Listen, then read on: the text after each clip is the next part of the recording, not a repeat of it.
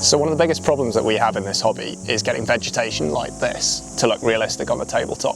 I like trees. It's really easy to get things like small shrubs from supermarkets or from aquatic stores, but they never quite look realistic next to your miniatures. So today we're going to go through how to get decent trees the old-fashioned way.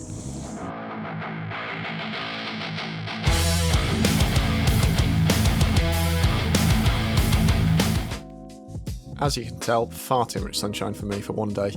We're going to start off with some Woodland Scenics tree armatures. These are the 3" to 5", so like the 7 to 12 centimetre ones. And over the space of the next 5 minutes, I'm going to basically show you how to turn these into some relatively realistic trees.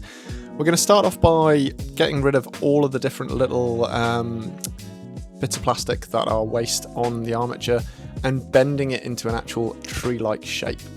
Once we've done this, make sure you're actually happy with it because we're going to paint it and you're not going to be able to change it really. Next, you're going to make sure you super glue the armature to the bottom.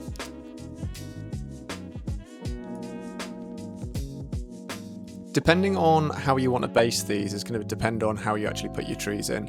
I've got some 40mm discs that I 3D printed which fit into larger tree bases so that they can be like different clumps of trees on a board. Again, just super glue it straight on, and what we're going to do is to make this kind of base look cohesive, we're going to use some spackle filler. Now you could use any form of plastic, putty, green stuff, anything like that, but really what you're trying to do is make it look like it's a continuation from the tree trunk to the base. By using filler, what you're actually doing is making it look like earth cover that goes up to the base of the trunk. Once you've done this, you're ready to go and prime it in any colour brown that you like. Now, a brown armature is not going to be any good on a board. We want it to look like these trees with some actual green foliage. To do that, again, we're going back to those standard train railway diorama materials from Woodland Scenics, and we've got some foliage clusters. Now, this stuff comes in a big green brick that we're going to have to break down in a second, but to add it on, we're going to need some adhesive, and that adhesive is going to be hobby tack. Now we've got our materials and a brown primed armature. We're pretty much ready to go. Now you don't need to dry brush this like some people suggest, you're not going to see it in a sec. We're going to apply a load of this hobby tack adhesive. It is stickier than carpet glue, believe me, you don't want to get it on your fingers. You apply a nice layer all over the armatures, top and bottom, and then what you should do is leave it for about 15 to 20 minutes until it dries clear. It might take a little bit longer than that. I used a hairdryer, hence why you've still got white bits, but believe me, it's really tacky.